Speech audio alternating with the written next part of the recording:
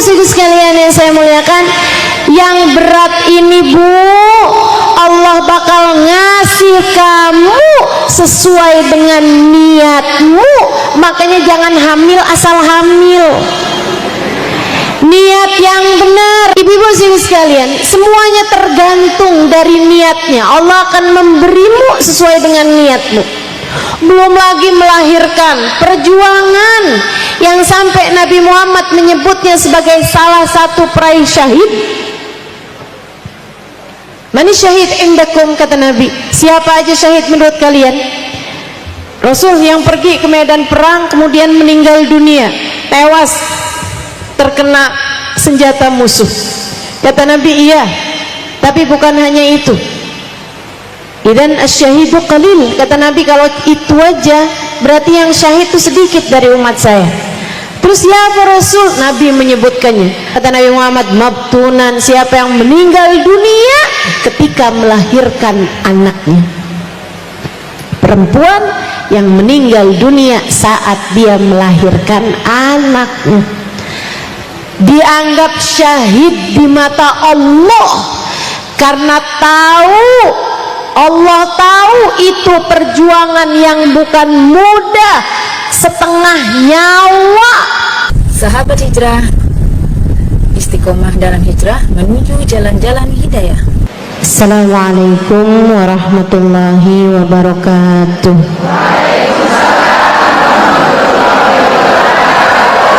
Alhamdulillah, wassalatu wassalamu ala Rasulillah Muhammad ibn Abdullah wa ala alihi wa sahbihi wa man wala. Subhanaka la ilma lana illa ma 'allamtana innaka antal alimul hakim. Rabbi shrah li sadri wa yassir li amri wahlul 'uqdatan min lisani yafqahu qawli, amma ba'du. Baik, sebelum kita mulai, kita akan baca niat belajar bersama-sama. Mudah-mudahan ilmunya nanti sekali lagi jadi ilmu yang manfaat buat kita sekalian. Bismillahirrahmanirrahim. Nawaitu ta'allum wa ta'lim wan naf'a wal intifa' wal mudzakarah wat tadhkir wal ifadah wal istifadah wal hidza 'ala tamassuk bi kitabillah wa sunnati rasulillah sallallahu alaihi wa alihi wasallam wa du'a ilal huda wa dilalata 'alal khair ibtigha'a mardatih wa qurbih wa thawabih wa husnil khatimah ma'al lutfi wal afiyah wa salahil aqibah birahmatika ya arhamar rahimin. La hadratin Nabi Muhammad sallallahu alaihi wasallam wa alihi washabihi azwaji wa dhurriyyati wa ahli baiti wasallim jamil anbiya wal mursalin wal kulli ajma'in anna Allah yaghfiruhum wa yarhamuhum wa ya'li darajatihim fil jannah wa yanfa'una barakatihim wa asrarihim wa anwarihim wa ulumihim wa nafaatihim fid din wa dunya wal akhirah. Al-Fatihah, baca bersama-sama. A'udzu billahi minasy syaithanir rajim. Bismillahirrahmanirrahim. Alhamdulillahi rabbil alamin. Ar-Rahmanir Rahim. Maliki yaumiddin. Iyyaka na'budu wa iyyaka nasta'in. Ihdinas siratal mustaqim. Siratal ladzina an'amta 'alaihim ghairil maghdubi 'alaihim waladdallin. Amin. Taqabbalallah minna wa minkum, taqabbal ya karim. Seperti apa sih jadi ibu yang Allah mau? Yuk kita pelajari ini berdasarkan dari ayat-ayat Al-Quran dan firman-firman Allah serta hadisnya Nabi besar Muhammad sallallahu alaihi wasallam, serta berdasarkan pelajaran-pelajaran yang diberikan oleh para ulama-ulama kita, saya akan sampaikan kepadamu beberapa hal yang harus kamu lakukan, harus kamu miliki, harus kamu upayakan dalam rangka menjadi ibu yang Allah mau. Yang pertama, anakmu niatkanlah untuk Allah subhanahu wa ta'ala. Sebab innamal a'malu binniyat wa innama likulli imri'in ma nawa. Segala sesuatu tergantung dari niatnya, dan setiap orang hanya akan diberi sesuai dengan niatnya. Bu, jangankan urusan punya anak, mendidik anak, membesarkan anak, bahkan urusan kamu duduk di majelis ini aja, nilai kamu nggak sama. Bukan tergantung dari posisi duduknya, melainkan salah satunya tergantung dari niatmu hadir di majelis ini untuk apa. Kalau niatnya hadir sekedar pengen lihat mukanya Ustazah Halimah,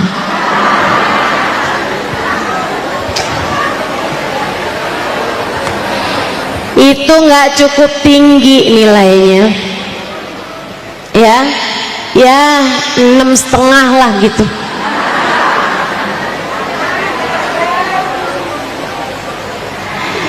Apalagi kalau cuman sekedar niatnya pusing ngadepin suami, kabur aja dari majelis,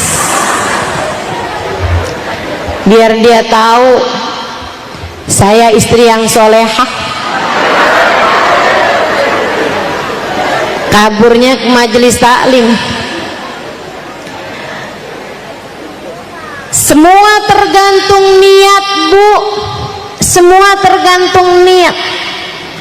Bahkan sekedar senyum yang kamu berikan kepada orang lain tergantung dari niatnya buat apa. Kalau kamu senyumin Pak Lurah,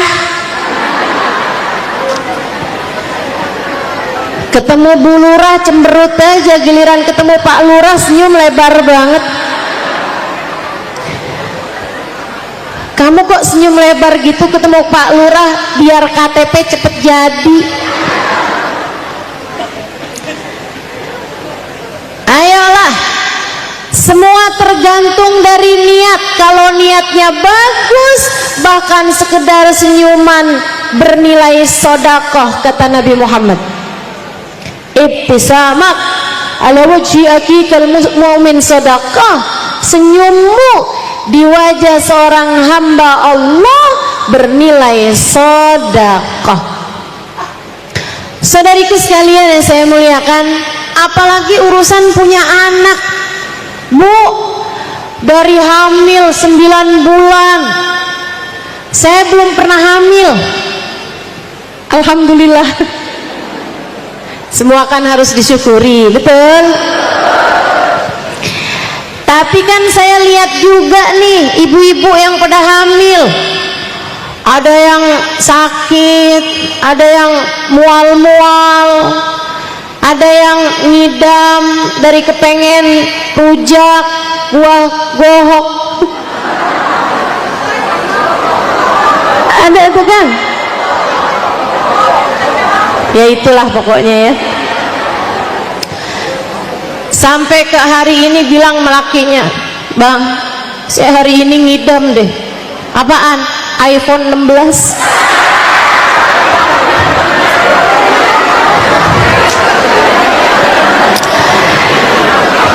Teman-teman saudaraku sekalian, orang kalau lagi hamil bukan ringan, terutama di masa-masa semester bukan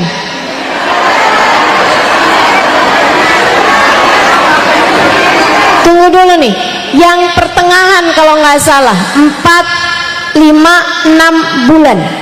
Itu ibu-ibu saudara sekalian pembentukan tulang dalam diri bayi.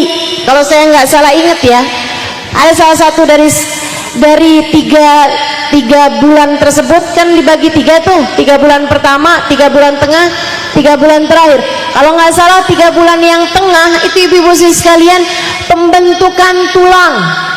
Itu Bu, biasanya ibu-ibu tuh tulang-tulangnya pada sakit-sakit karena sedang kalsiumnya itu sedang disedot untuk pembentukan tulang anakmu. Lihat perjuanganmu yang luar biasa. Belum lagi nih ya, kalau udah 3 bulan terakhir kan serba salah, mau tidur miring terus pegel, telentang, apalagi kalau tengkurep.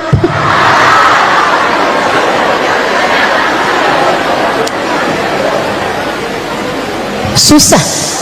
Hamalathu ummuhu wahnan ala wahnin, kata Allah dalam Al-Quran. Ibunya mengandungnya dalam keadaan kelelahan di atas kelelahan, dalam keadaan lelah di atas lelah. Ibu-ibu sekalian saya muliakan, apalagi kalau tanyain, Bu, ini kehamilan ibu yang keberapa? 9. Anak dah banyak-banyak, berat pastinya dirimu itu. Ibu-ibu sekalian yang saya muliakan, yang berat ini Bu, Allah bakal ngasih kamu sesuai dengan niatmu. Makanya jangan hamil asal hamil, niat yang benar. Nih buat para ibu hamil ada di sini, boleh angkat tangannya.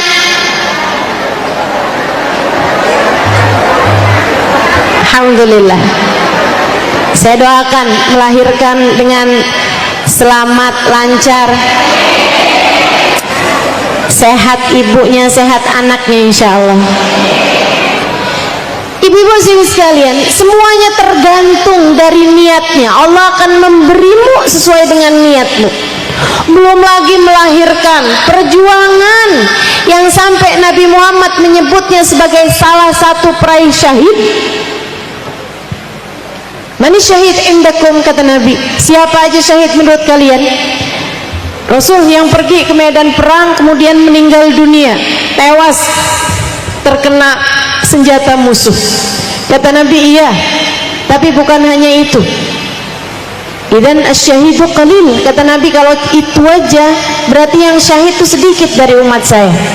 Terus siapa Rasul? Nabi menyebutkannya, man mata mahruqan, man mata maghruqan, siapa yang meninggal dunia tenggelam, siapa yang meninggal dunia kena kebakaran. Kata Nabi Muhammad, mabtunan, siapa yang meninggal dunia ketika melahirkan anaknya. Perempuan yang meninggal dunia saat dia melahirkan anaknya dianggap syahid di mata Allah, karena Allah tahu itu perjuangan yang bukan mudah, setengah nyawa. Ibu-ibu saudaraku sekalian yang saya muliakan, yang kayak beginian ini belum lagi ditambah sesudah melahirkan harus menyusui, waktu tidur berantakan, dan seterusnya, berbulan-bulan lamanya. Umur setahun malah tambah susah banget dijagainnya karena kemana-mana anaknya.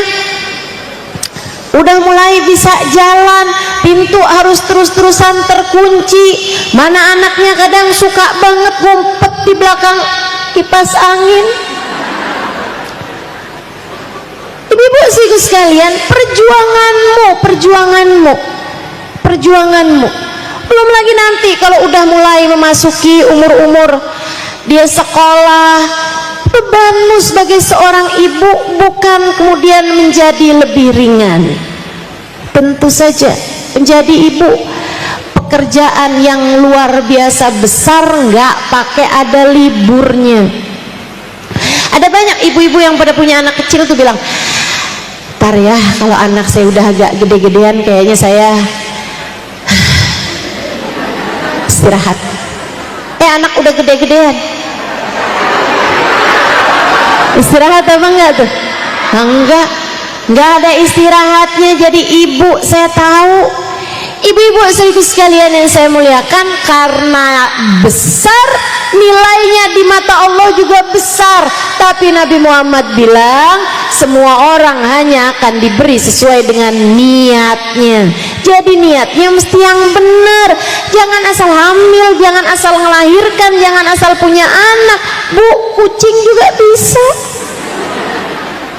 Betul? Kamu hamba Allah, niatin yang benar, diajarin sama Allah SWT dalam Al-Quran. Kalau ibu-ibu bilang, ustazah, kalau niat sholat saya ngerti ustazah, niat puasa nawaitu soma ghodin saya tahu ustazah, tapi niatnya punya anak, niatnya mau gedein anak, niatnya melahirkan, niatnya menyusui, ustazah, niat seperti apa yang ustazah maksudkan? Allah mengajarkannya dalam Al-Quran. A'udzu billahi minasyaitonir rajim. Bismillahirrahmanirrahim. Idz qalat imra'atu Imran, Rabbi inni nadartu laka ma fi batni muharraran fataqabbal minni. Kata Allah tatkala bininya Imran, tahu namanya Bu? Bu Imran, namanya Hannah. Ibu-ibu sekalian, ketika Hannah yang sudah lama menikah dengan seorang nabi bernama Imran, laki-laki soleh, tapi bukan hanya suaminya yang soleh, Hannahnya adalah seorang perempuan yang sangat solehah. Ibu-ibu juga gitu.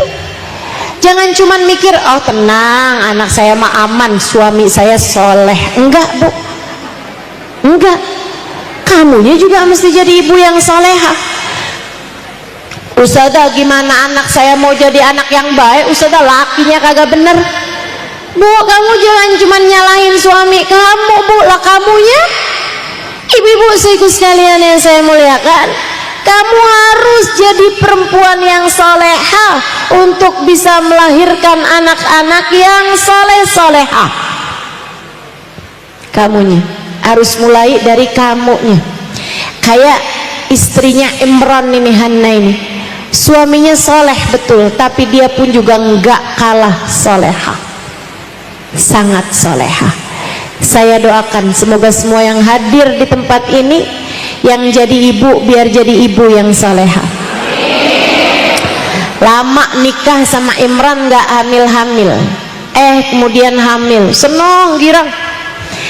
Saat senengnya merasakan dirinya mulai hamil, dia bilang, Rabbi inni nazartu laka ma fi batni muharraran fataqabbal minni. Ya Allah, saya niat anak dalam kandungan saya ini, ya Allah, saya persembahkan untukmu, untuk menjadi seseorang yang menjaga agamamu, untuk menjadi hambamu, untuk menjadi hamba Allah yang soleh di atas muka bumi ini. Saya akan besarkan dia dengan baik, saya akan hamil, saya akan jaga kehamilan saya ini dengan cara yang terbaiknya. Saya akan biasakan kebiasaan-kebiasaan baik. Saya hanya akan makan makanan-makanan yang halal, yang berkah, biar anak saya jadi anak yang baik. Saya niatkan anak saya ini, ya Allah, persembahkan saya untukmu, persembahan saya untukmu, fataqabbal minni, terimalah ia dariku ya Allah. Gitu Bu. Ustazah, sekarang terlanjur, anak saya udah gede Ustazah. Ya udah, perbaharui niat, perbaharui niat. Kamu bilang sama Allah, ya Allah, saya selama ini salah niat, saya selama ini menjadikan anak saya untuk saya salah ya Allah. Bu, ada banyak diantara kita yang meniatkan anaknya untuk dirinya, nak, sekolah yang benar biar kamu bisa kerja yang benar, biar kamu bisa jadi orang kaya. Nanti kalau mama tua kamu ngurusin mama, kamu bikin anak kamu untuk kamu. Sekarang nih nak, lagi masa kecil, mama yang membiayai hidup kamu, ayah yang membiayai hidup kamu.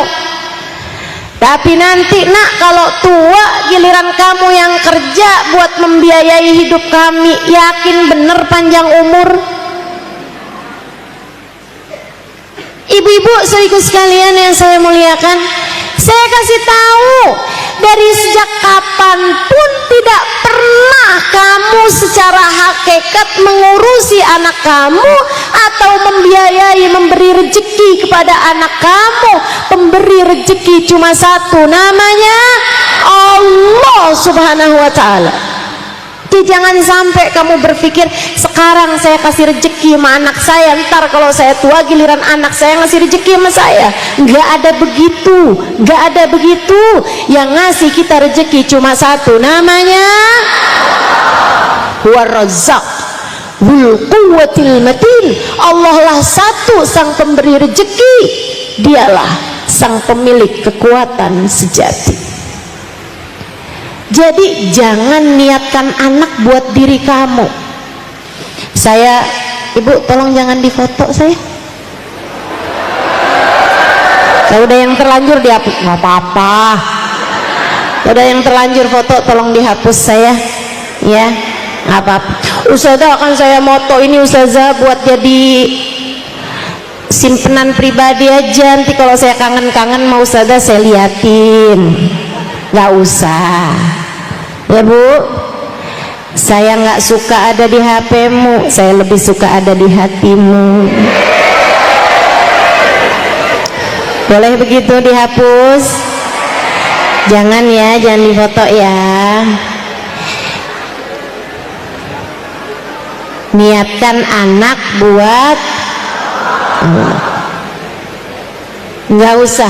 Nggak usah mikir kita ngasih anak rezeki, nanti anak ngasih kita rezeki. Rezeki itu semua dari Allah Subhanahu wa ta'ala. Semua dari Allah Subhanahu wa ta'ala. Jangan mau berpikir bahwa nanti di masa tua saya dikasih rezeki sama anak-anak saya. Nggak usah. Nggak usah. Dari sejak awal-awal yang ngasih rezeki kita tuh Allah Subhanahu wa ta'ala. Nggak usah bergantung sama siapapun. Jangan kesianin dirimu, kesianin anak-anakmu. Bu,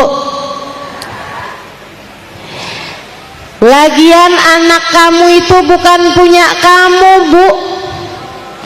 Kamu nggak ikut-ikutan bikin matanya, kamu nggak ikut-ikutan bikin hidungnya, kamu nggak nyumbang ketika Allah menciptakan hatinya, kamu nggak dimintain urunan ketika Allah Subhanahu wa ta'ala hendak meniupkan ruhnya, ketika Allah hendak menciptakan aliran darahnya.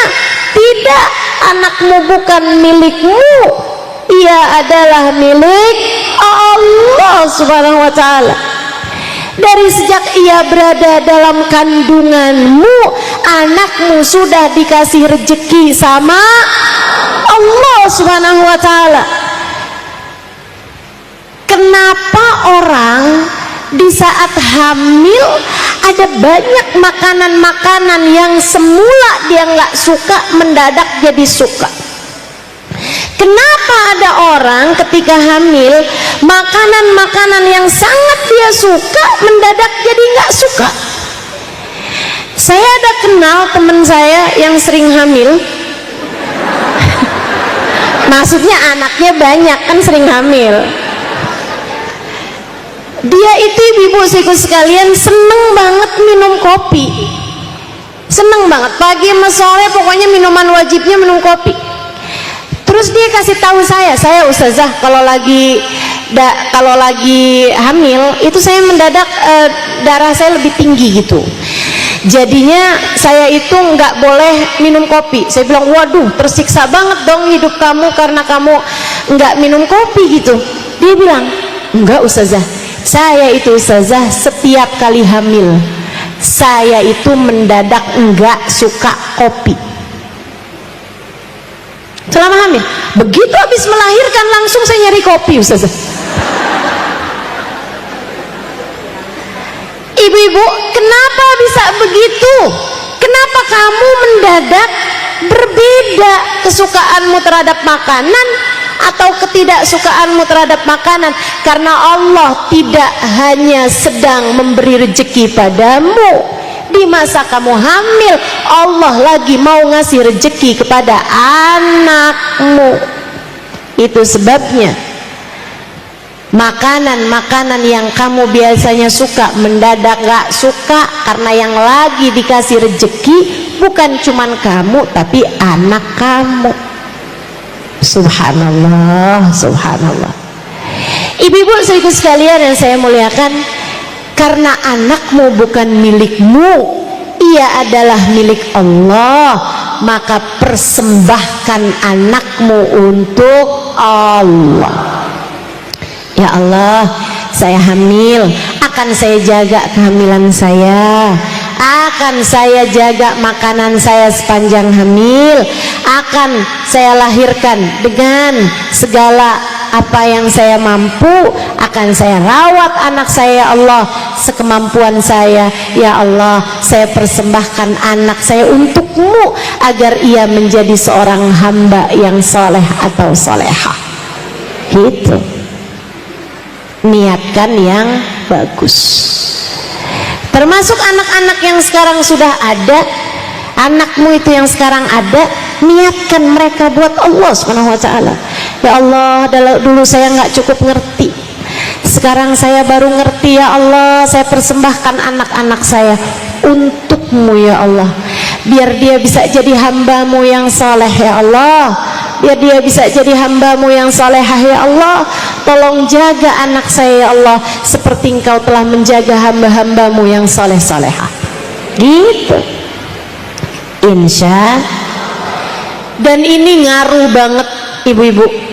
Hana ketika meniatkan anaknya buat Allah Subhanahu wa ta'ala, Allah Subhanahu wa ta'ala ceritakan sesudah ayat dari yang tadi saya bacakan, falamma wada'atha qalat rabbi inni wada'tuha untha wallahu a'lamu bima wada'at wa laysa dzakaru kal untha wa inni samaituha maryam wa inni u'iduha bika wa dzurriyyataha minasyaitonir rajim fataqabbalaha rabbuha biqabulin hasan wa ambataha nabatan hasana wa kaffalaha Zakaria.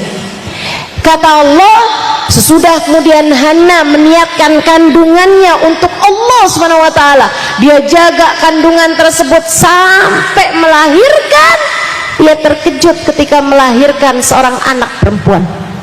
Dia kira anak dipersembahkan buat Allah, Allah akan hadirkan dia sebagai anak laki-laki untuk bisa menjaga Masjidil Aqsa, karena mereka adalah keluarga penjaga-penjaga Masjidil Aqsa. Kita doakan semoga Allah Subhanahu wa ta'ala mendamaikan negara-negara yang sedang berkonflik. Masjidil Aqsa semoga dikembalikan secara utuh kepada umat Islam. Mudah-mudahan Allah Subhanahu wa ta'ala mengaruniakan kedamaian, perdamaian untuk semuanya yang sedang berkonflik, insyaallah. Amin ya rabbal alamin. Saudaraku sekalian yang saya muliakan, ternyata kok lahirnya anak perempuan. Dari sini juga kita tahu, Bu, Allah Subhanahu wa ta'ala tidak pernah membeda-bedakan kemuliaan. Orang mulia-mulia aja, mau laki-laki mau perempuan. Termasuk nih anaknya Sayyidah Hanna ini, walaysa dzakaru kal untha, anak laki-laki nggak sama sama anak perempuan. Jadi ibu-ibu hati-hati. Ustazah, saya tuh kepengennya anak laki-laki, kok yang lahir perempuan nih Ustazah? Jangan. Ya udah aja deh, karena dia laki-laki padahal kita pengennya perempuan, jadinya biarpun laki-laki kita kemudian jangan, hati-hati. Walaisa dzakaru kal unta, anak laki-laki nggak sama anak perempuan. Ibu-ibu sekalian, tetap perlakukan sesuai dengan gendernya masing-masing, ya, biar nggak terjadi kayak zaman sekarang ini. Ada banyak banget nih, katanya seorang laki-laki, saya ini sebenarnya adalah seorang perempuan yang terjebak dalam tubuh laki-laki. Lagi musim banget nih zaman sekarang ini. Jangan ikut yang demikian itu. Kamu perlakukan anakmu sesuai dengan gendernya. Wa inni u'idzuha bika wa dzurriyyataha minasyaitonir rajim. Habis kasih nama ini sama itu Maryam. Ya Allah, aku lindungkan anak ini ya Allah dari segala kejahatan setan yang terkutuk. Apa kata Allah? Sesudah niat dengan niatan yang bagus, fataqabbalaha rabbuha biqabulin hasan. Allah terima anakmu dengan sambutan yang baik. Ibu-ibu sekalian, alangkah bahagianya kamu kalau kamu punya anak diterima sama Allah, disambut sama Allah dengan sambutan yang indah. Itu udah setengah perjalanan anakmu indah tuh, kalau udah Allah terima anak kita. Bu, ibu tahu penerimaan adalah hal tertinggi yang dibutuhkan manusia. Kamu harus dengar ini. Istri yang paling bahagia adalah istri yang diterima oleh suaminya, bukan dicintai. Dicinta tapi nggak diterima, Bu, masih pakai syarat. Tapi kalau diterima, kurang lebihnya semua diterima. Istri kalau dicinta nih Bu nih, kalau lagi cakep dicinta, bisa begitu. Kalau lagi nurut dicinta, kalau lagi habis masak dicinta. Tapi kalau lagi tidur disebelin malakinya banyak. Tapi kalau istri yang diterima sama suaminya, istrinya lagi gimana, suaminya ngeliat lucu aja. Biar lagi ngambek, suaminya lucu aja lihatnya.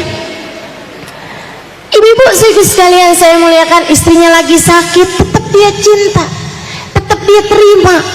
Segala kekurangan istrinya tetap diterima. Itu Bu, seindah-indah istri adalah istri yang diterima sama suaminya. Sama halnya seindah-indah suami adalah suami yang diterima sama istrinya.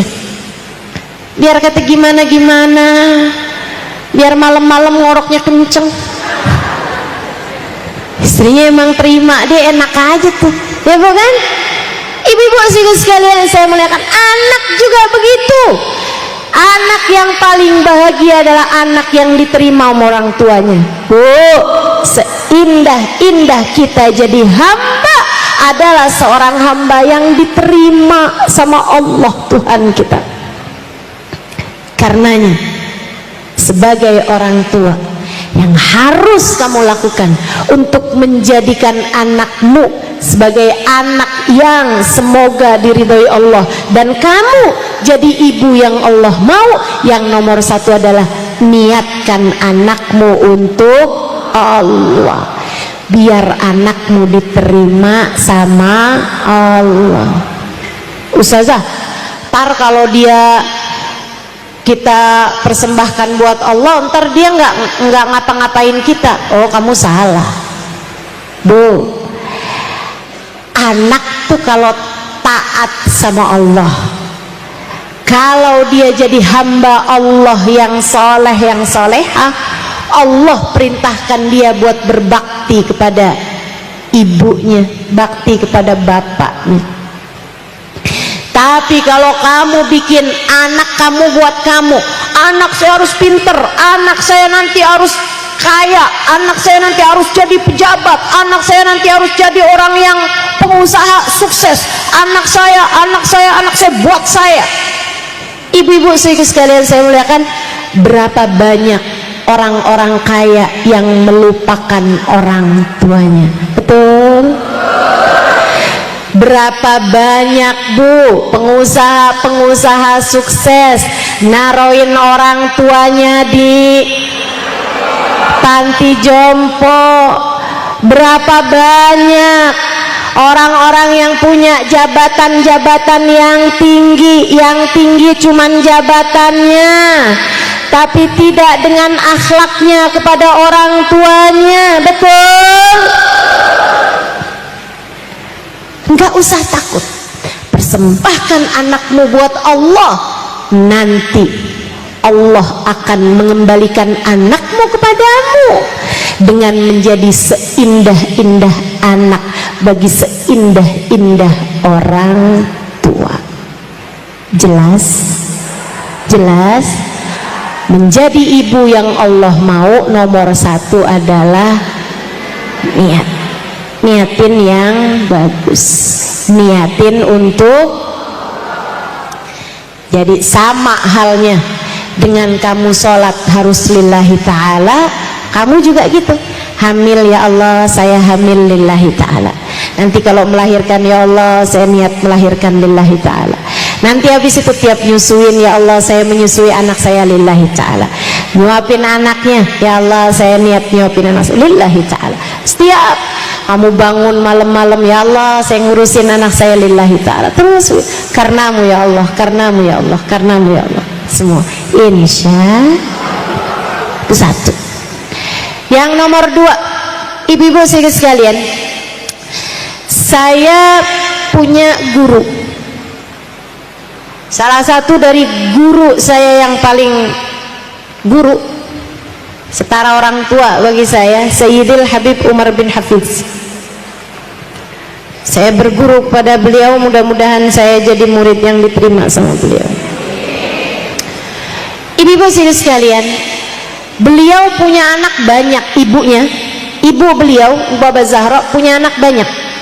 Salah satu anaknya adalah Habib Umar bin Hafid yang menjadi ulama dunia. Anaknya yang lain Habib Ali Masyhur, ibu-ibu sekalian, jadi mufti Hadramaut pada zamannya selama lebih dari 30-an tahun. Ahli fikih, ulama terkemuka. Bu, beliau punya anak banyak nih Baba Zahra, anaknya semua soleh-soleha, semua anaknya Masya Allah semua. Ada teman saya datang ke Baba Zahra tanya, Baba ini kan anak banyak Masya Allah semua, Baba gimana caranya Baba biar punya anak soleh-soleha? Baba sambil senyum nanya, cilik aulad, kamu punya anak tahu Baba? Naam Baba.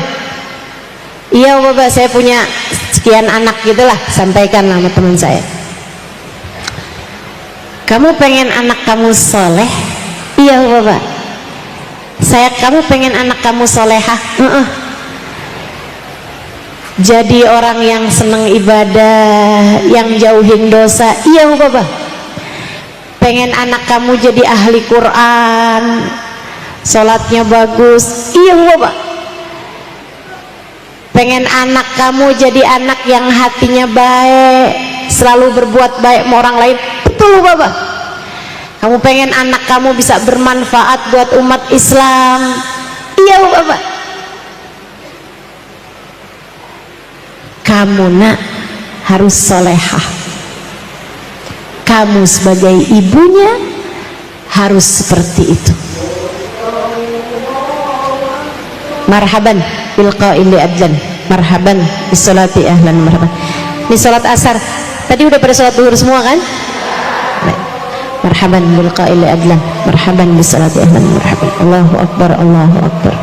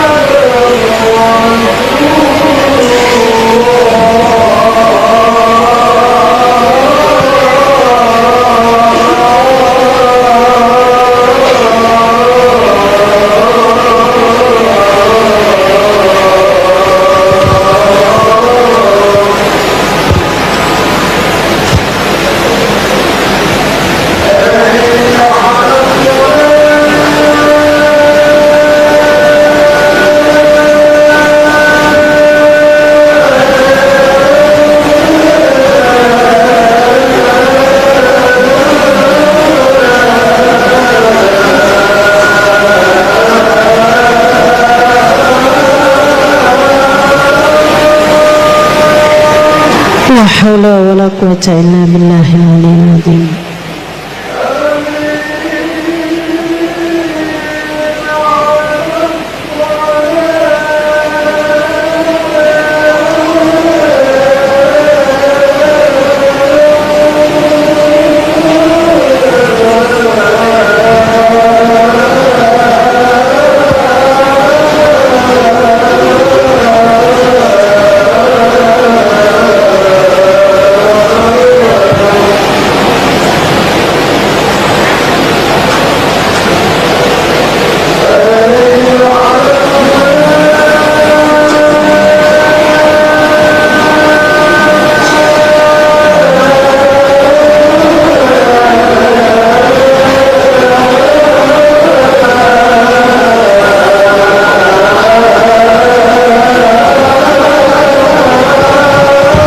La haula wala quwwata illa billahil aliyyil azim.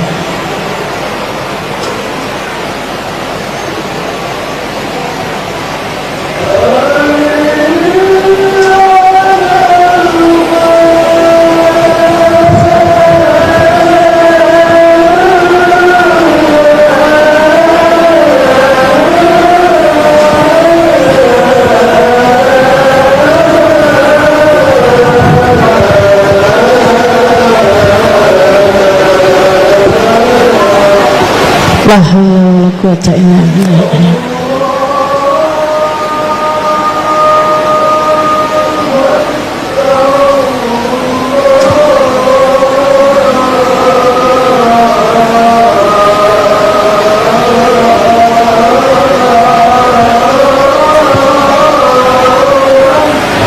Allahu akbar, Allahu akbar.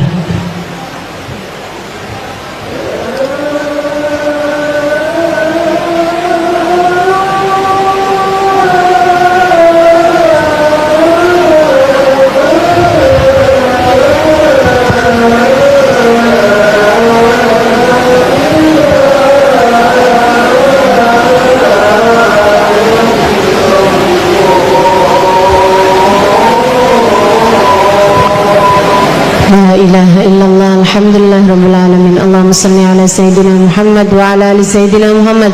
Allahumma rabba hadhihi ad-da'wati at-tammah was-salatil qa'imah ati sayyidina Muhammadan al-wasilata wal fadilah wasyaraf wad darajatal 'aliyata ar-rafi'ah wab'adhul maqamal mahmud alladhi wa'adtah innaka la tukhliful mi'ad ya arhamar rahimin.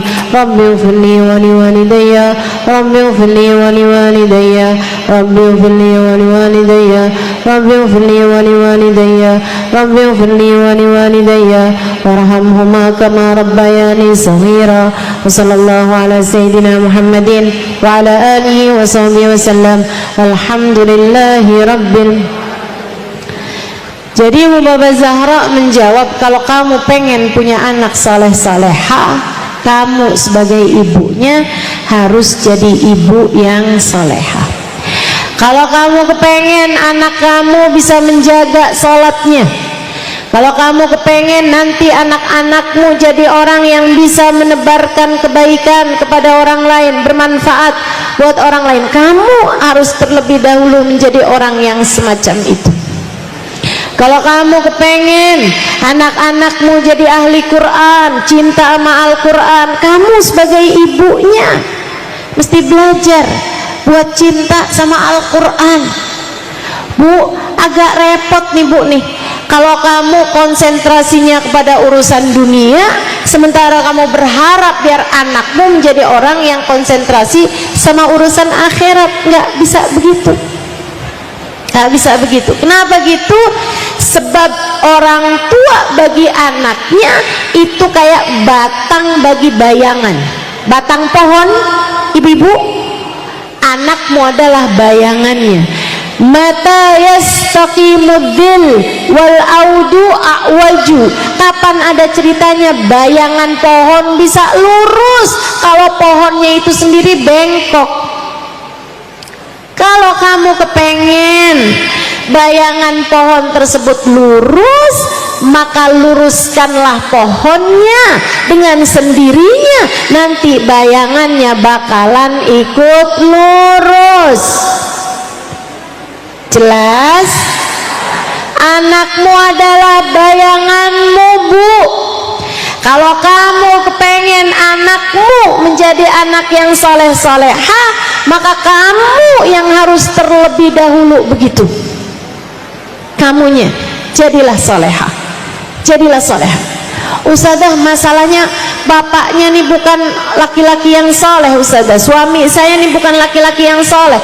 Udah nggak apa-apa, mulai aja dari diri kamu tanpa harus nyinyir kepada suamimu. Kata Ustazah, loh, kalau anak kita mau soleh, kamu harus soleh loh. Gimana kamu berharap anak kamu bisa sholatnya bener, kamu sholatnya nggak bener, sholat yang bener loh. Nggak perlu begitu, nggak perlu begitu.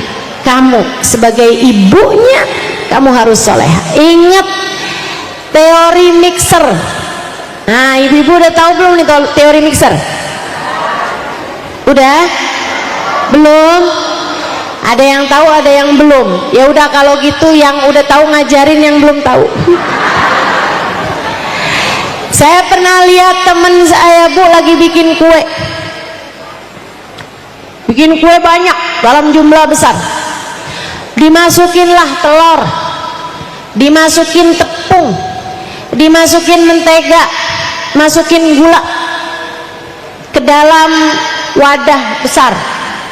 Habis itu ibu-ibu sekalian, mixernya ditaruhin di tengah-tengahnya, kecil aja mixernya, dibiarin aja kayak gitu, taruh ada tempatnya gitu, dibiarin, dimuter-muter. Saya liatin, saya bilang, nggak diaduk aja nih muternya, di mixernya dimuterin gitu. Dia bilang, nggak usah Ustazah, biarin aja, nanti juga bakalan keputer semuanya. Masa sih? Saya liatin aja tuh, Bu. Beneran, Bu. Lama kelamaan, Bu, telurnya nyamber tepung. Lama kelamaan tepungnya narik gula. Lama kelamaan mereka muter, akhirnya semua samping-sampingnya ikut muter. Lama-lama yang jauh-jauh juga ikutan muter aja terus tuh semuanya, sampai akhirnya semuanya keaduk dengan sempurna setelah waktu yang cukup lama. Dari situ saya belajar tentang makna perubahan. Kalau kamu ingin berubah, mulailah dari dirimu sendiri. Kalau kamu tetap istiqomah berubah dalam kebaikan, liatin, nanti suamimu akan ikut berubah, anak-anakmu akan ikut berubah. Kalau kamu solehah, kamu jadi mixer yang berputar ke arah yang benar, nanti semuanya bakalan ikut berputar dengan arah yang benar bersama dengan dirimu itu. Percayalah saya, memang nggak instan, Bu.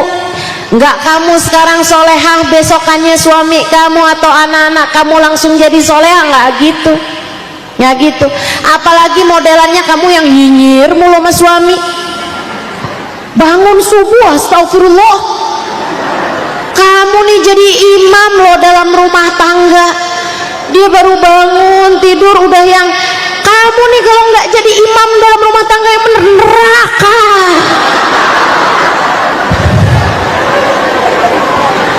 Kasihan yang jadi suaminya. Ya Allah, ya Allah, yuk belajar buat bisa jadi mixer yang bagus, insya Allah. Berputar perlahan tapi pasti, terus istiqomah di jalan Allah, terus mendekat dan introspeksi diri, perbaiki diri. Nggak usah tanya, kok anak saya ngomongnya kasar ya, akan tetapi kamu perbaiki diri dengan tidak pernah berbicara kasar kepada siapapun. Itu cara paling benar memperbaiki anak-anakmu. Kamu nggak suka apa? Ustazah, saya nggak suka nih sama anak saya nih, nggak dengerin saya. Saya balik tanya, kamu apakah selama ini sudah mendengarkan dengan baik? anakmu tersebut. Ustazah boro-boro dengerin, dia nggak pernah ngajak ngomong sama saya. Yaitu anakmu kenapa nggak seneng ngomong sama kamu? Karena kamu selama ini tidak cukup mendengarkan dia. Gimana dia mau ngomong, Bu? Dia baru mau ngomong cerita dikit aja kamu bilang iya mama udah tahu. Ya susah. Belajar buat jadi pendengar yang baik biar anak juga kayak begitu. Jadi ibu-ibu sekalian, tuh nomor 1 benerin niat. Kalau pengen jadi ibu yang Allah mau, yang kedua jadilah ibu yang takwa, jadilah ibu yang salehah, jadilah ibu yang menjalankan perintah Allah, menjauhi larangan Allah. Jelas? Yang ketiga, ibu-ibu sekalian, perlakukan anakmu dengan penuh kasih sayang. Penting, ini penting, Bu, penting. Perlakukan anakmu dengan penuh kasih sayang. Tahukah kamu, bahkan kepada binatang ternak atau tunggangan saja Nabi Muhammad tidak pernah memukul mereka. Sama kuda Nabi nggak pernah mukul kudanya, Bu, biar jalannya cepet, nggak pernah. Nabi punya unta, seneng dah dari untanya Nabi. Kalau lagi mau ngebut Nabi biarin, kalau lagi mau santai Nabi biarin. Ibu-ibu sekalian, jangankan sama anak, apalagi anak sendiri, ama kuda Nabi Muhammad nggak pernah mukul, ama unta Nabi Muhammad nggak pernah mukul, ama keledai Nabi Muhammad nggak pernah mukul. Padahal ibu-ibu sekalian, keledai itu binatang yang suaranya paling nyebelin. Ibu pernah dengar suaranya keledai? Belum pernah? Dengerin deh, Bu, saya nggak bisa nyontoin.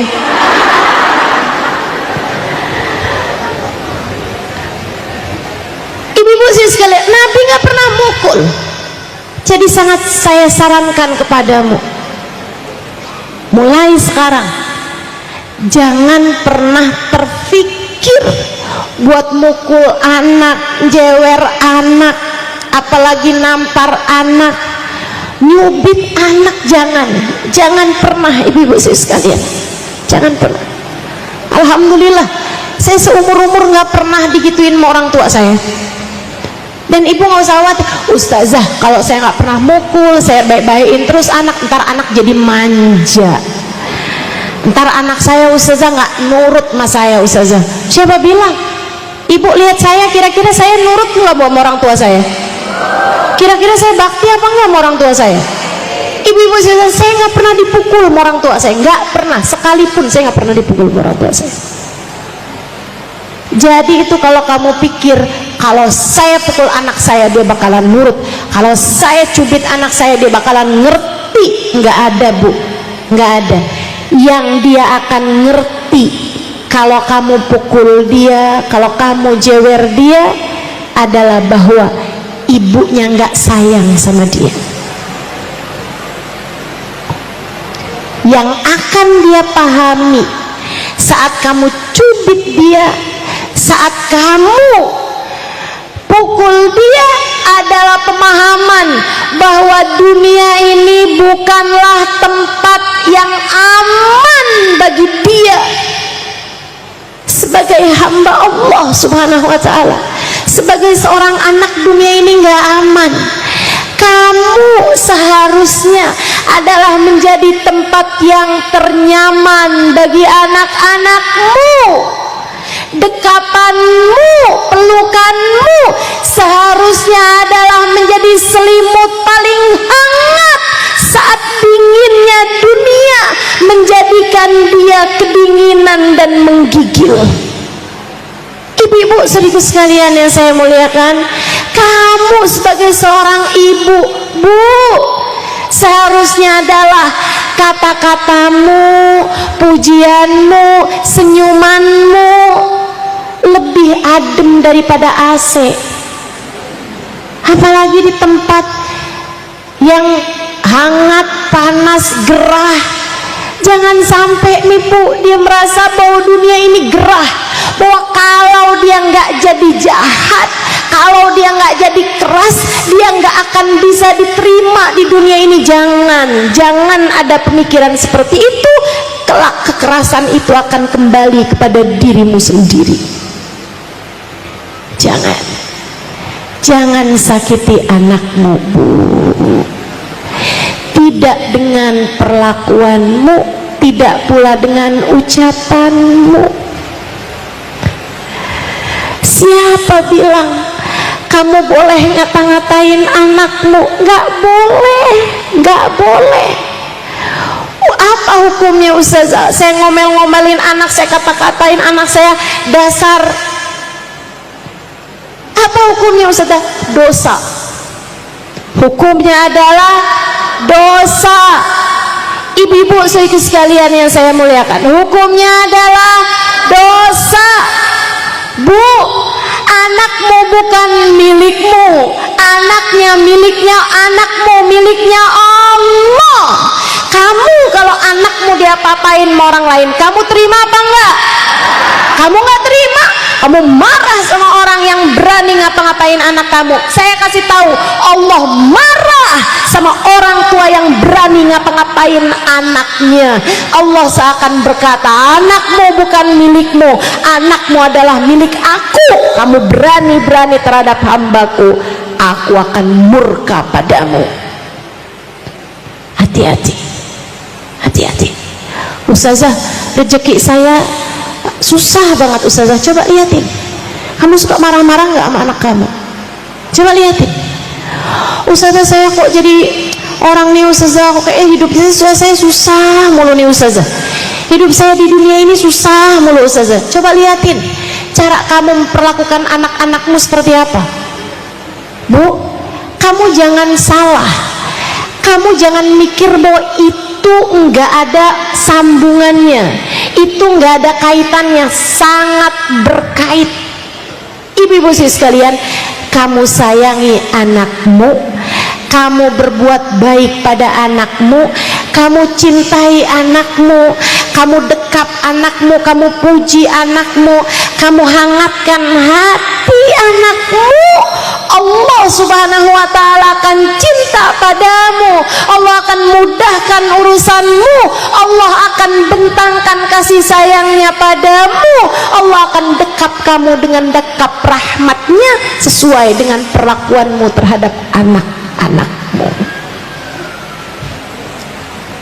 Maka ibu-ibu sekalian, yang baik sama anak, Bu, kalau bukan kamu yang sayang sama anakmu, siapa lagi? Ibu-ibu sekalian, seperti yang tadi saya sudah sampaikan, saya nggak pernah hamil, saya nggak pernah punya anak.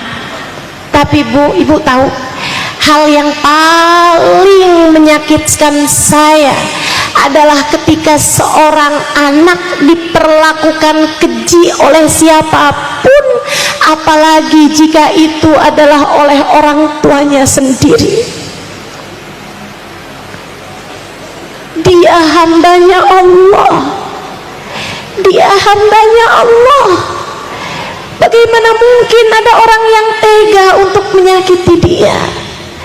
Dia tidak bersalah.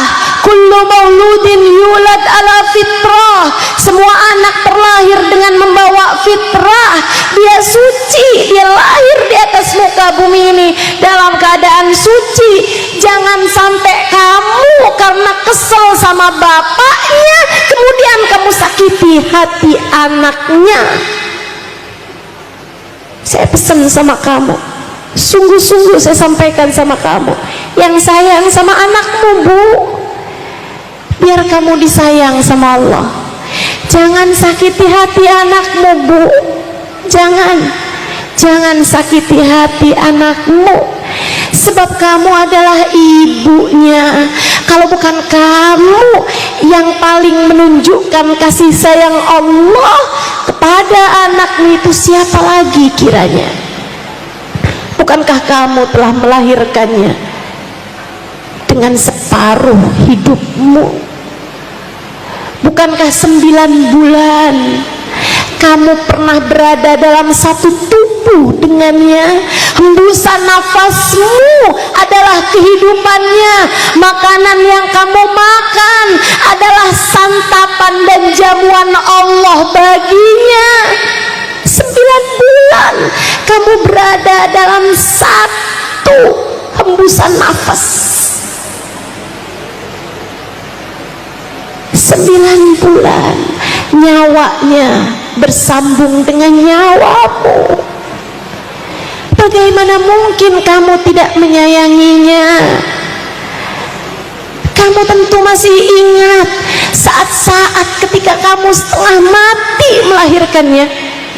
Kemudian saat-saat kamu pertama kali mendekat tubuh kecil itu, bukankah kamu jatuh cinta padanya?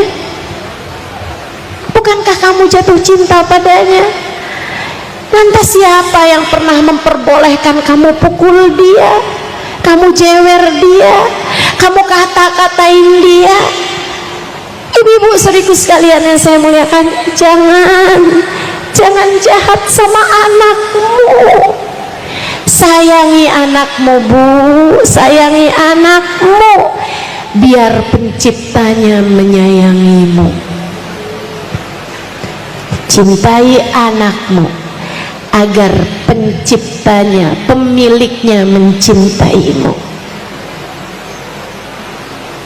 Pastikan anakmu berada dalam keadaan aman, nyaman, agar segala kenyamanan Allah berikan padamu.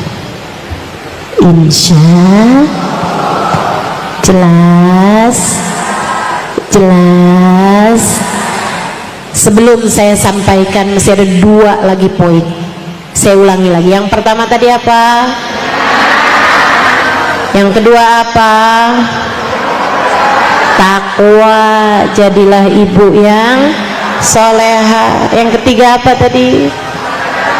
Sayangi anak, perlakukan anak dengan penuh kasih. Yang keempat, pastikan nafkah yang kamu berikan dan atau suamimu berikan berasal dari nafkah yang halal. Penting. Jangan mau cari rezeki yang haram ataupun syubhat. Jangan mau nguasain harta warisan keluarga. Jangan mau kamu berbuat sesuatu yang diharamkan Allah untuk mendapatkan materi, kemudian materi tersebut kamu berikan untuk makan anak-anakmu, untuk pakaian anak-anakmu. Enggak, Bu, itu kayak api yang akan membakar mereka dunia sebelum kelak di akhirat nanti. Kata Nabi Muhammad sallallahu alaihi wasallam, man akalal haram kullu lahmin nabata min suhtin fannaru aula bih. Kata Nabi, semua darah daging yang terbentuk dari sesuatu yang haram, maka neraka adalah tempat kembali baginya. Jangan sampai anakmu jadi anak-anak ahli neraka hanya karena kamu memberikan padanya nafkah yang tidak halal. Sampaikan kepada suamimu, Bang, nggak apa-apa kok, dikit yang penting halal, nggak apa-apa. Jangan sampai ada di antara kita yang bilang, pokoknya sekian pengeluaran, gua nggak mau tahu lo dapatnya dari mana, biar keteng rampok juga terserah. Jangan.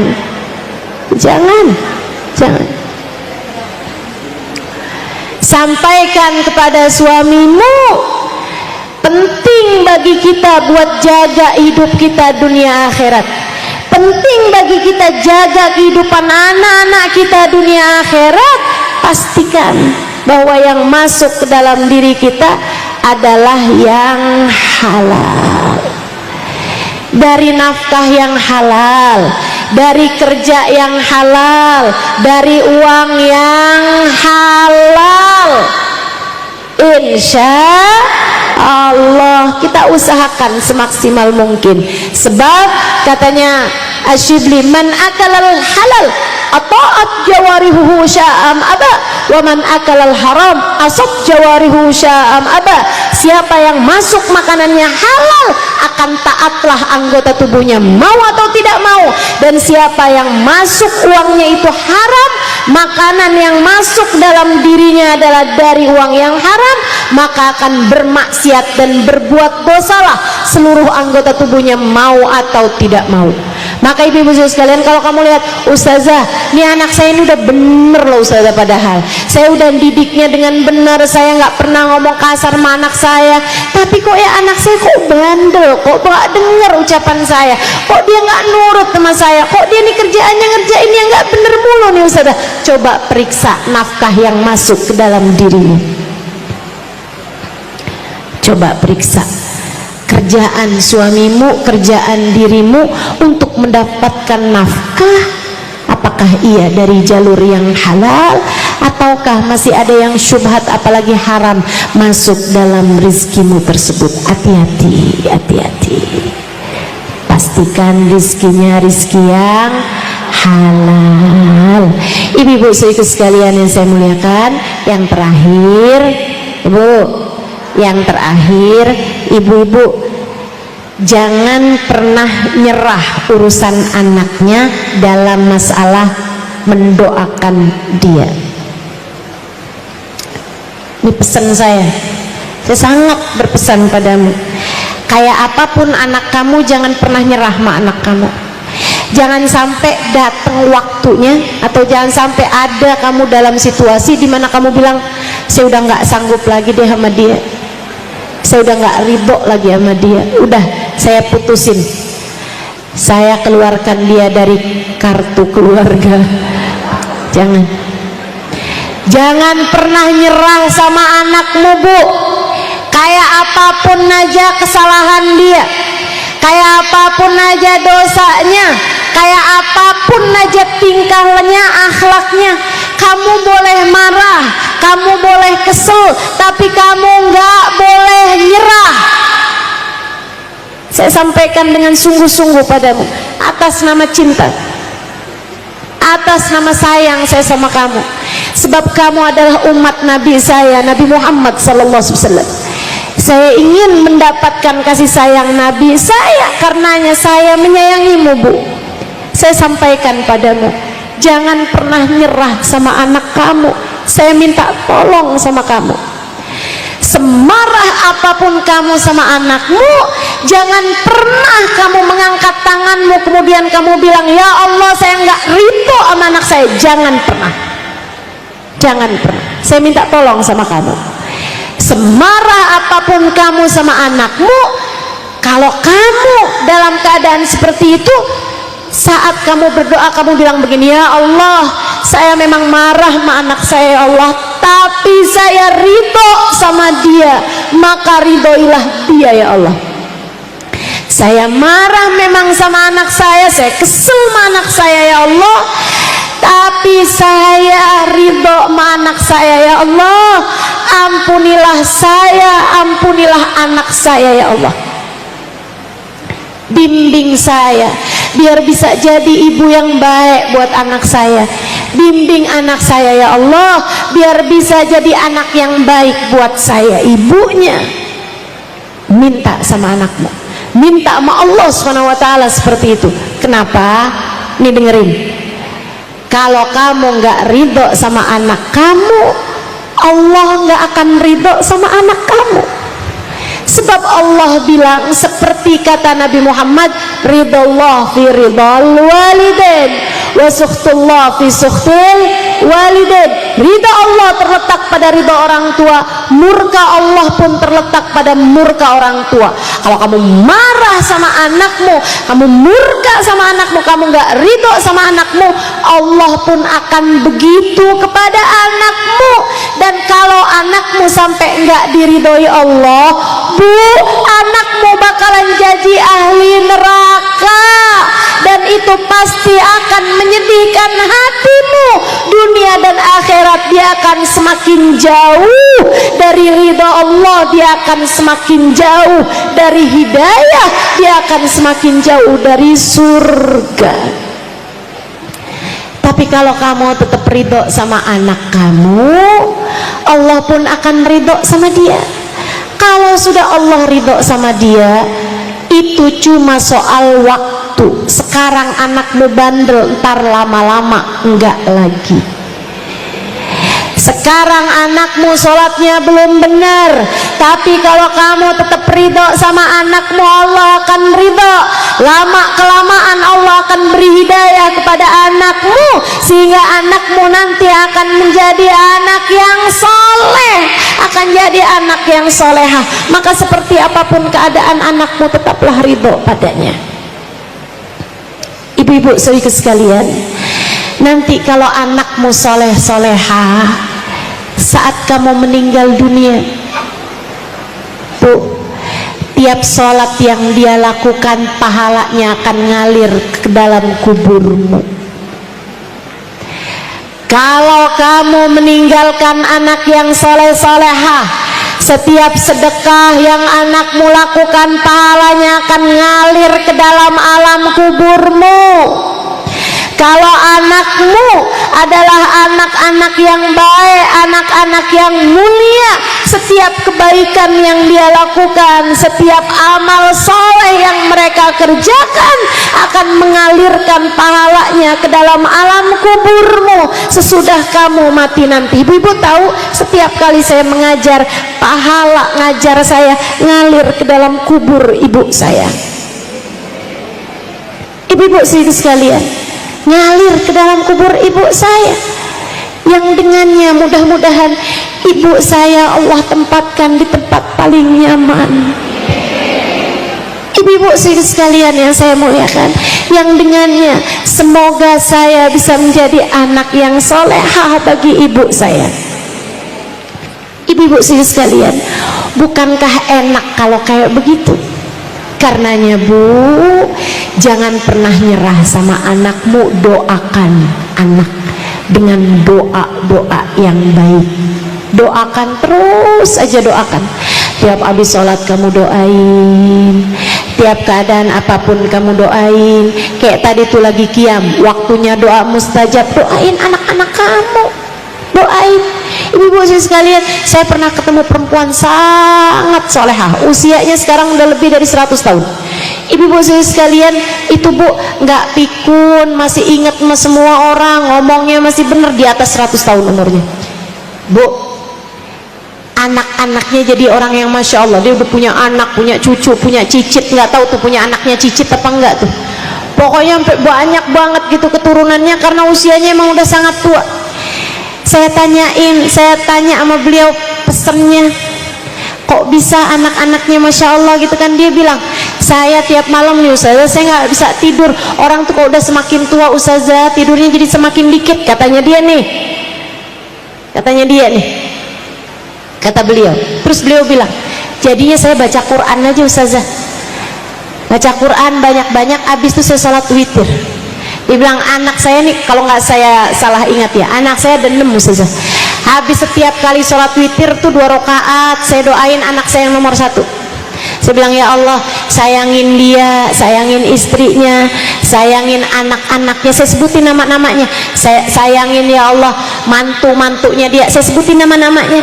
Sayangin ya Allah cucu-cucunya dia, saya sebutin namanya, cucu-cucunya, anak-anaknya dia, maksudnya saya sebutin semuanya Ustazah, sampai ke cucu-cucunya, sampai semuanya Ustazah, saya sebutin nama-namanya semuanya Ustazah. Dia bilang, nanti saya sholat lagi 2 rakaat, saya bilang, ya Allah, sayangi anak saya yang nomor 2 Ustazah, ya Allah, saya sebutin nama-namanya semua, nama anaknya, mantunya, sama cucunya, semuanya tuh Ustazah, bawa-bawa. Dia bilang, saya doain, habis itu sholat lagi 2 rakaat, saya doain, saya sebutin semua nama anak saya yang nomor 3. Begitu Ustazah saya tiap malam.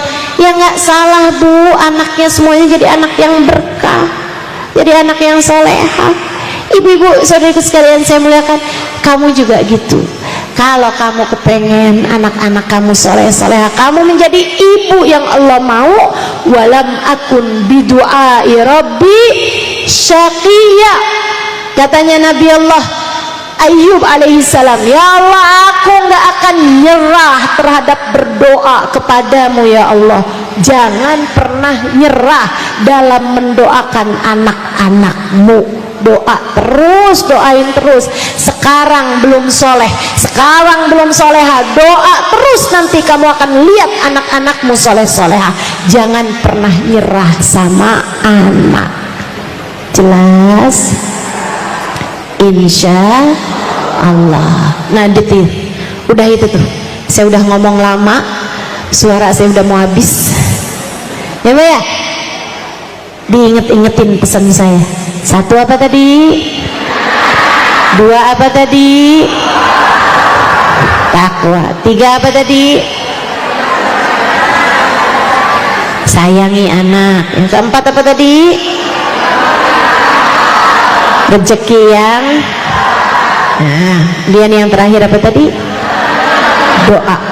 Ya, doa terus, doa terus. Jangan pernah nyerah dalam mendoakan anak-anakmu. Tetaplah mencintai mereka dalam doa. Mau anaknya deket, mau anaknya jauh, mau anaknya taat, mau anaknya nggak taat, mau anaknya bener atau lagi nggak bener sekalipun, tetap didoain, tetap terus didoain, terus didoain.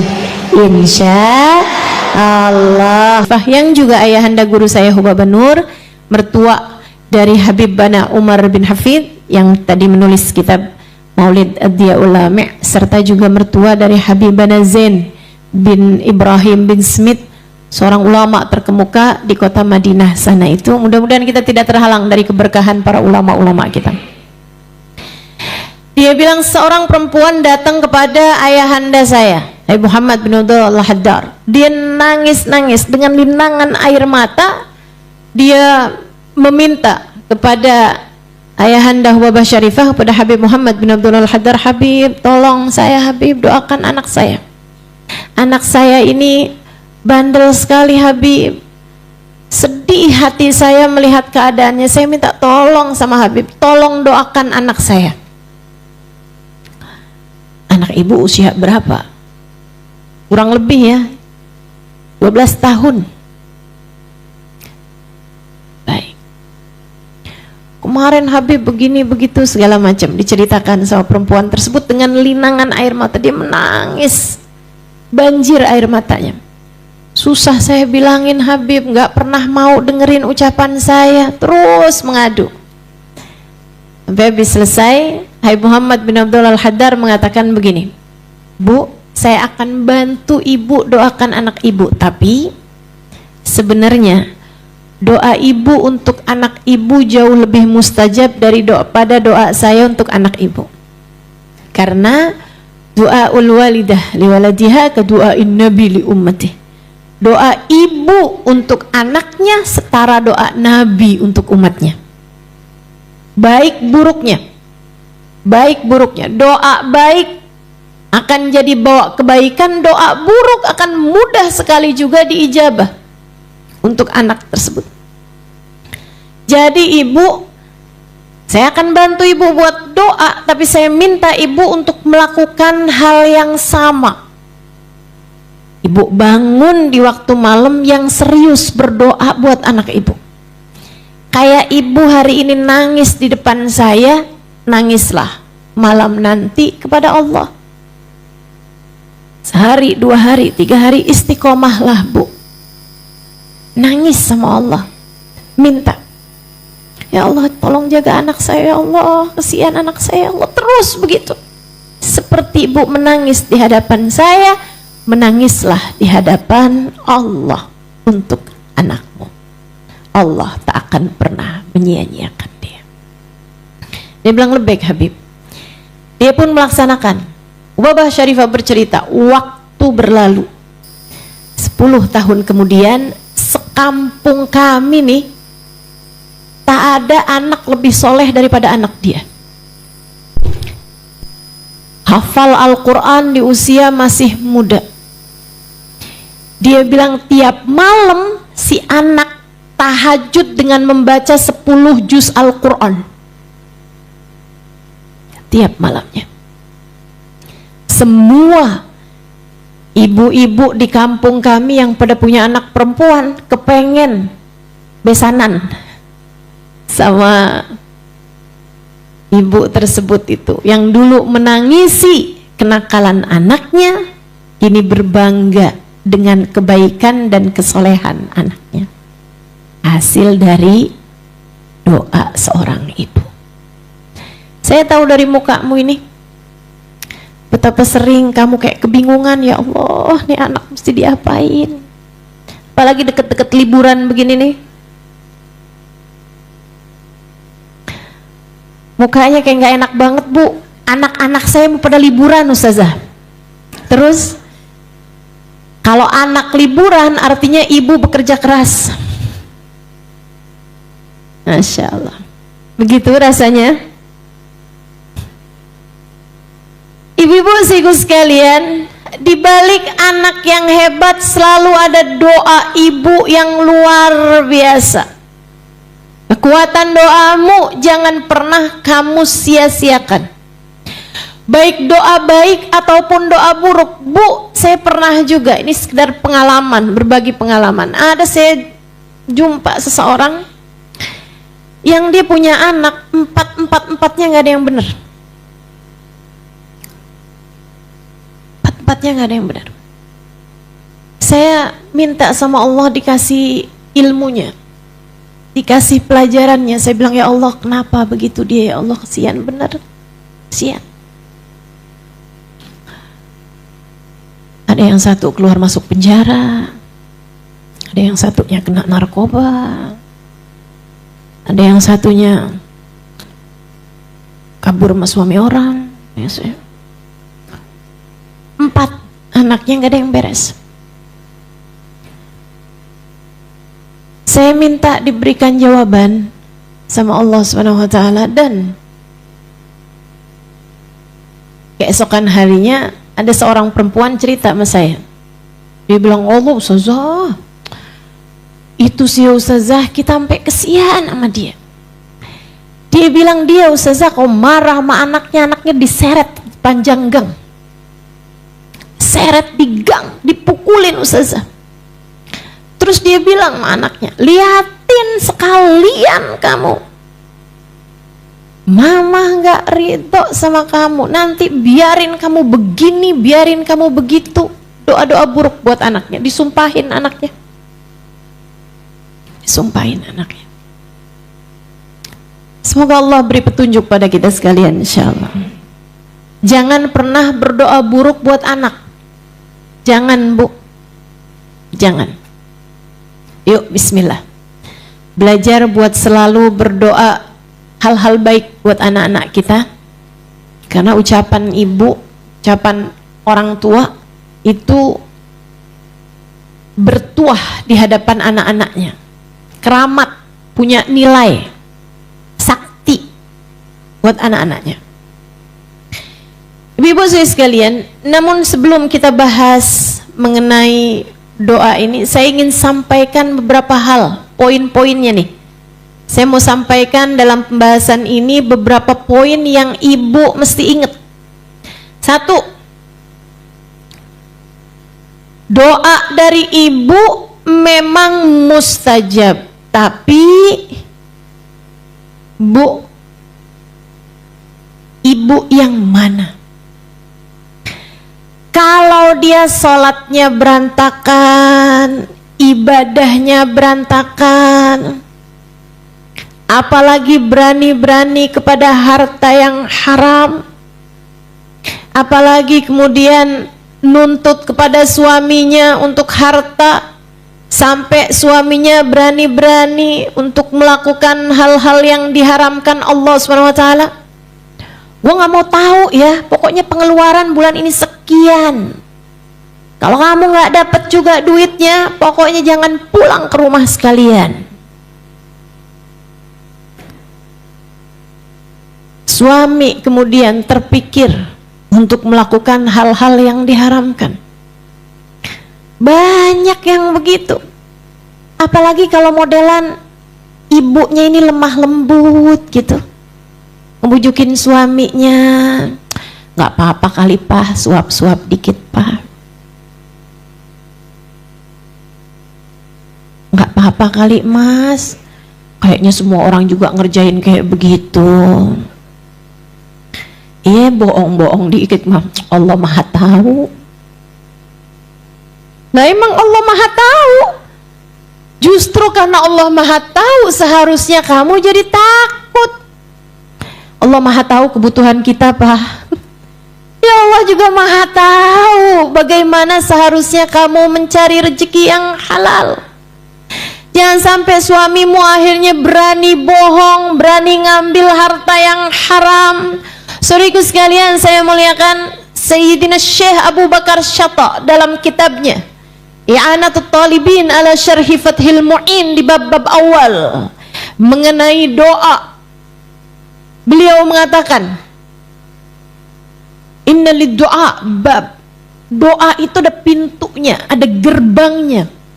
Wa huwa aklul halal. Gerbangnya doa adalah makanan halal, adalah konsumsi atau apapun dari barang-barang yang halal. Ibu-ibu sekalian yang saya muliakan, jangankan makanan. Nabi Muhammad sallallahu alaihi wasallam bercerita, "Man ishtara thawban bi'ashr darahim dirham minha min haram." Siapa yang membeli baju dengan harga 10 dirham, 1 dirhamnya terdiri dari sesuatu yang haram, 10%. Beli baju harga 1 juta, 100 ribunya dari duit haram, Allah tidak akan mengijabah doanya selagi baju tersebut ada padanya. Allah tak akan mengijabahnya selagi baju tersebut ada padanya. Saudariku sekalian yang saya muliakan, dalam hadis yang lain disebutkan, kalau saya nggak salah ingat, hadis nomor 4 dari kitab Arba'in An-Nawawiyah, juga ada di dalam kitab Riyadhus Shalihin karya Sayyidina Syekh Al-Imam An-Nawawi alaihi ridwanullah. Hadis sahih Nabi kita Muhammad sallallahu alaihi wasallam bercerita, katanya Nabi Muhammad sallallahu alaihi wasallam, rajul yutilus safar as'as aghbar madda yadayhi ila sama. Kata Nabi, ada seorang laki-laki kusut, perjalanan panjang, bajunya dekil, madda yadahu ila sama, mengulurkan tangannya ke arah langit. Wa qala ya Rabb ya Rabb, dan dia berkata, ya Allah ya Allah ya Allah, berdoa dengan sungguh-sungguh pada Allah Subhanahu wa taala. Bu, Nabi menyebutkan banyak sekali sebab-sebab doa mustajab.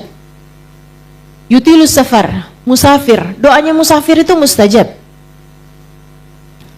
Doanya musafir mustajab. As-as aghbar, dalam keadaan yang menyedihkan, bajunya dekil, perutnya lapar, keadaannya kepanasan. Penyebab doa mustajab. Makanya kenapa doanya orang puasa di saat lagi siang hari puasa mustajab?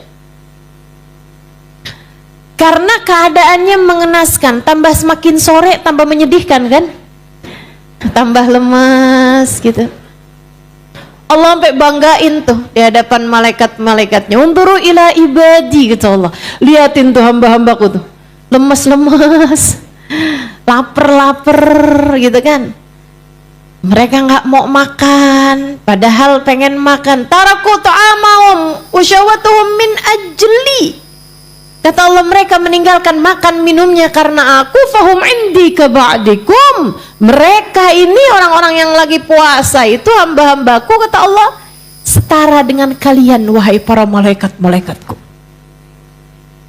Orang lemes, lapar, bajunya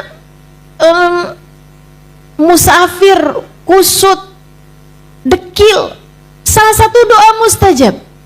Madda yadayhi ila sama, dia mengulurkan tangannya, menengadahkan tangannya ke arah langit. Wa qala ya Rabb ya Rabb, dia berdoa, ya Allah ya Allah ya Allah. Salah satu sebab doa mustajab, mengulurkan tangan ke langit, menengadah. Katanya Allah Subhanahu wa ta'ala, kata Nabi Muhammad dalam salah satu hadisnya, "Innallaha astaha min 'abdin madda yadayhi ila sama an yarudduhuma sifra."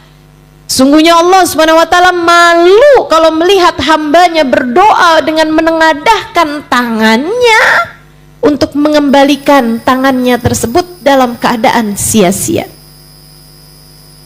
Beberapa sebab doa mustajab disebutkan Nabi kita Muhammad sallallahu alaihi wasallam.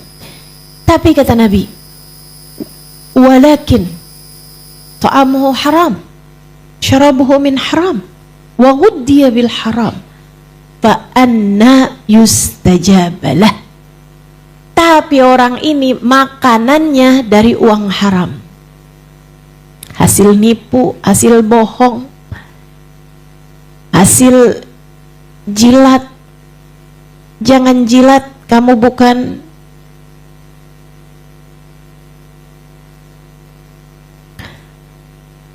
hasil korupsi, hasil innalillahi wa inna ilaihi raji'un, atau hasil dari transferan suami orang.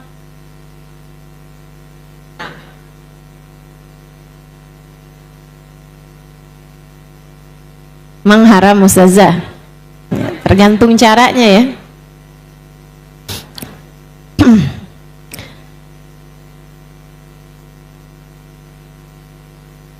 Kalau ada memang urusan ini kan lain lagi tuh.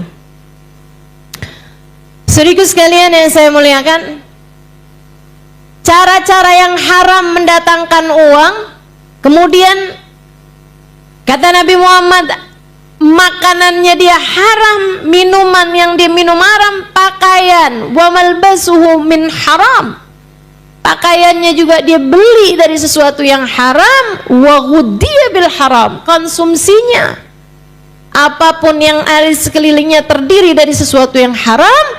Nabi Muhammad menjawab, fa anna yustajabalah, bagaimana mungkin doanya akan didengar Allah? Doanya nggak akan didengar sama Allah Subhanahu wa ta'ala. Itu poin, Bu, hati-hati. Kamu tentu berharap bisa mendoakan anak-anakmu sehingga itu jadi hal terindah yang bisa kamu hadiahkan buat anak-anakmu. Doa, dapatilah dari ibumu doa, dapatilah dari ayahmu nasihat. Dengan keduanya, seorang anak dapat melewati apapun yang ada di atas muka bumi ini. Rintangan kehidupan seorang anak, jalan hidup seorang anak jadi lancar ketika dia mendapatkan keduanya, nasihat dari ayahnya dan juga doa dari ibunya. Tapi sekali lagi, syarat nomor 1, biar doa untuk anakmu diijabah Allah, pastikan jangan ada harta haram dalam rumah tanggamu. Kamu harus punya kekuatan hati. Wahai muslimah, wahai mukminah, simak baik-baik ucapan saya. Nek, Ustazah ngomongnya udah telat, sekarang saya punyanya cucu Ustazah. Cucu aja udah gede-gede. Simak dengan baik nih ucapan saya. Selagi ada harta haram di dalam rumah tanggamu, seperti apapun kamu berdoa akan sulit diijabah Allah Subhanahu wa ta'ala. Katanya Nabi kita Muhammad sallallahu alaihi wasallam, man lam yubali min ayyi babin dakhala alaihi rizq, lam yubalillah min ayyi wadin min audiyati jahannama ahlakah. Siapa yang tidak peduli uang masuknya dari jalan yang mana, siapa yang nggak peduli dapat duitnya dari halal haram, maka Allah tidak peduli di lembah neraka jahanam yang mana Allah akan hancurkan dia. Allah tidak peduli di lembah neraka jahanam yang mana Allah akan hancurkan dia.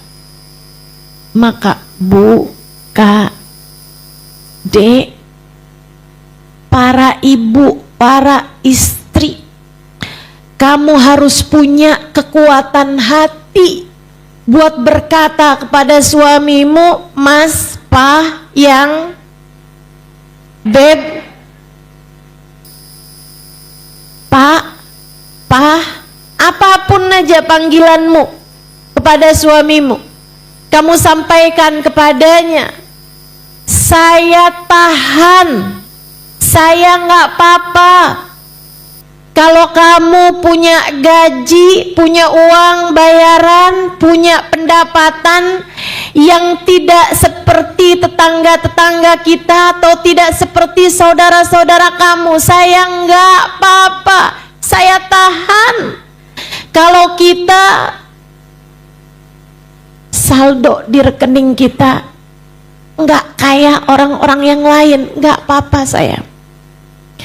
Saya kalau nggak punya baju seperti yang dimiliki oleh saudara-saudara saya nggak apa-apa. Saya nggak punya iPhone 17 kayak yang dipunyain sama teman-teman saya. Saya nggak apa-apa. Saya nggak punya trust branded yang kayak dipunyain sama saudara-saudara saya, sama teman-teman saya. Saya nggak apa-apa. Saya tahan, saya kuat.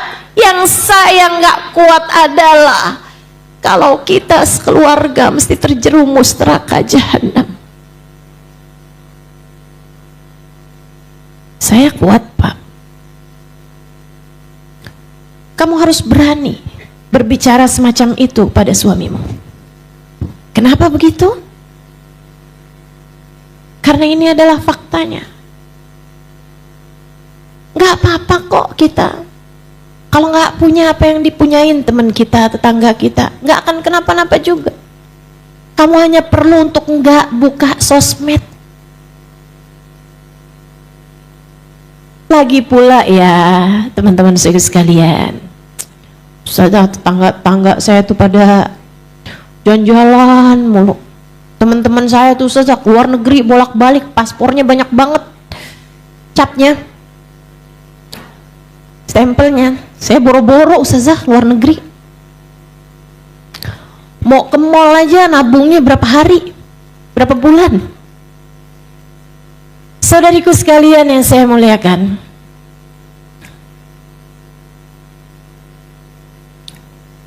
gak apa-apa gak punya apa yang dimiliki orang. Lagi pula saya kasih tahu, membandingkan rezekimu dengan rezeki orang itu adalah pintu penderitaan paling awal. Kalau kamu pengen hidup kamu menderita, gampang banget, bandingin aja terus hidup kamu sama hidupnya orang. Sengsara, menderita. Kamu gak tahu aja, orang tuh upload di media sosial itu kan hanya yang dia kepengen orang lain tahu aja. Betul? Nggak pernah ketemu apa pasangan yang kelihatannya kayak romantis banget di media sosial, tahu-taunya kayak kamu nggak pernah denger aja. Saudaraku sekalian yang saya muliakan, kamu nggak pernah dengar apa berita orang jalan-jalan ke luar negeri, pas nyampe di Jakarta ditagih sama debt collector.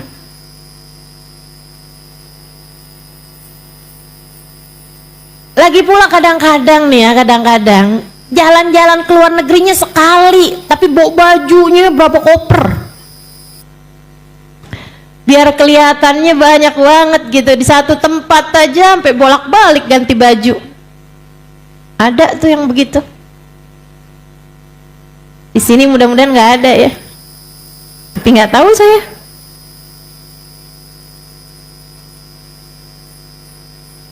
Innalillahi wa inna ilaihi. Apa manfaat pandangan orang padamu, Bu? Kamu kejar apa sih? Sampai segitunya? Saya kasih tahu. Kamu kejar apa? Sampai segitunya. Kamu gak mikir apa esok akan lusa atau lusa keadaan akan bisa menjadi sangat berubah? Kamu gak mikir apa? Bahwa besok atau lusa bisa jadi ajal datang menjemputmu atau menjemput suamimu. Dan lihat bagaimana percakapan al-akhilla kata Allah di akhirat nanti. Al-akhilla yauma idzin ba'duhum li ba'din adu illal muttaqin. Orang yang saling sayang menyayangi di dunianya, suami istri, anak-anak saling sayang di dunianya sampai mau melakukan apapun demi untuk menaikkan istilah mereka harkat martabat keluarga, sampai berani-beraninya terhadap yang haram. Allah bercerita hari itu di akhirat mereka saling salah menyalahkan satu sama lain. Istrinya bilang sama lakinya, saya udah sayang sama kamu waktu di dunia, sekarang gara-gara kamu nih kita semuanya akhirnya keseret dalam neraka.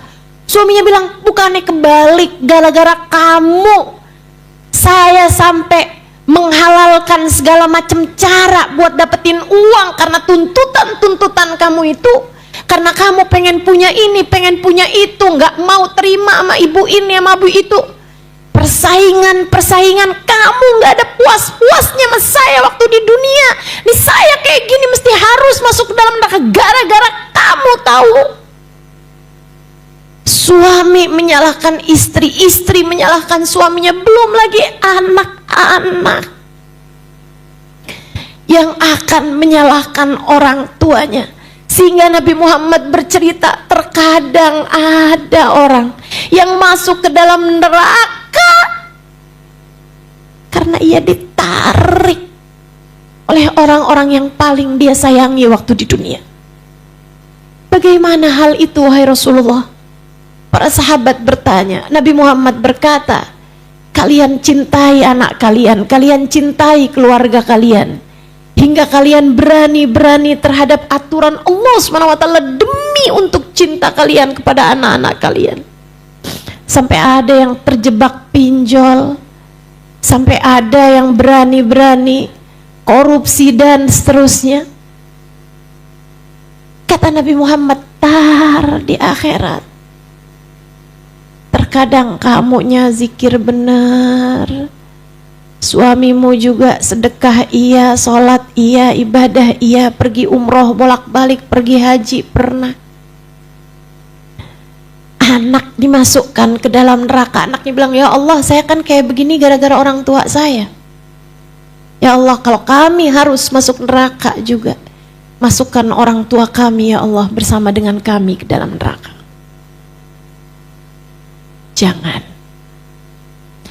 Jangan biarkan senjatamu yang paling ampuh untuk anakmu habis, hilang, hanya karena kamu yang tidak tahan terhadap godaan duniawi.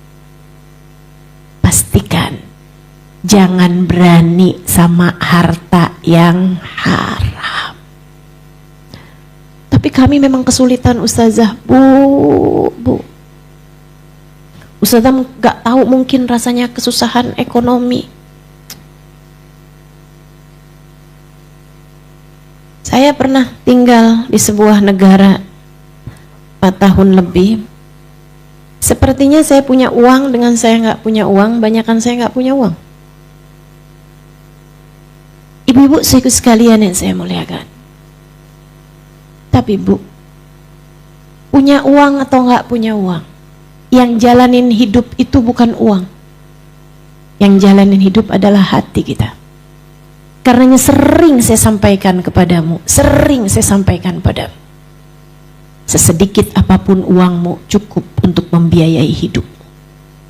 Tapi sebanyak apapun uangmu nggak akan pernah cukup untuk membiayai gaya hidupmu. Maka Bu, Kak, Dek, kalau pengen hidupmu tenang jangan banyak gaya. Serius saya sampaikan padamu. Serius saya sampaikan padamu, jangan banyak gaya. Sesuaikan aja. Tenang, nilai kamu tuh nggak ada pada gayamu kok, enggak, Bu, enggak. Nilai dirimu itu ada pada bagaimana Allah memandangmu, ada pada cinta, hormat, kasih sayang dari orang-orang yang ada di sekelilingmu. Mohon maaf, semiskin apapun kalian, nih para istri dengerin saya, sesusah apapun hidupmu, kalau suamimu sayang padamu, anak-anakmu sayang padamu, enggak terlalu jadi masalah keadaan ekonomimu, betul? Tapi secantik apapun kamu, semancung apapun hidungmu, semahal apapun perawatan wajahmu, sebagus apapun pakaianmu, sebanyak apapun stempel di paspormu, kalau suamimu nggak sayang padamu, anak-anakmu nggak hormat padamu, apa enaknya? Betul? Betul? Saudaraku sekalian saya muliakan, ayo dibenerin pola pikirmu terhadap kehidupan. Saya menyampaikannya karena saya tahu saya juga perempuan seperti halnya dirimu. Jangan kamu dikelabuhi oleh apa yang orang-orang luar sana sampaikan yang belum tentu sesuai dengan apa yang diajarkan baginda kita Nabi besar Muhammad. Permasalahan hidup perempuan kalau cantik beres urusan. Siapa bilang? Siapa bilang? Enggak begitu. Saya ubah caramu berpikir. Sebesar apapun permasalahan hidup seseorang perempuan, ia bisa selesai kalau pemilik alam jagat raya mencintainya. Kalau Allah Subhanahu wa Ta'ala mencintaimu, semua permasalahan tidak ada. Semua permasalahan kehidupan menjadi ringan belaka. Yuk, kejar yang kekal. Kejarnya yang kekal, kejarnya yang abadi, bahagia dunia hingga akhirat nanti. Jangan mau dikelabuhi, jangan mau tertipu. Saya menyampaikan karena kasihan padamu. Hidup cuman segini-gininya aja. Sebanyak apapun uangmu, gak akan pernah bisa menghalangkan satu rambutmu untuk beruban. Sebanyak apapun saldomu, tidak bisa meringankan sakit jika harus datang. Kayak apapun kamu, tidak ada yang bisa mengubah sedikit pun takdir yang telah Allah Subhanahu wa Ta'ala tetapkan untukmu. Dan sebanyak apapun saldomu, tidak bisa menunda 1 jam, bahkan 1 menit pun dari waktu kematian yang telah Allah Subhanahu wa Ta'ala tetapkan. Maka apapun yang tidak kamu bawa mati, jangan bela mati-matian. Apapun yang tidak kamu bawa mati, jangan kejar mati-matian. Saya menyampaikan ini dari hatimu, maka masukkan ini ke dalam hatimu. Yang di luar-luaran sana menyampaikan sesuatu, belum tentu dari hati mereka, belum tentu karena sayang padamu. Mereka mungkin mengejar sesuatu hal, berharap kamu menjadi komoditas, berharap kamu menjadi target market mereka, saudaraku sekalian.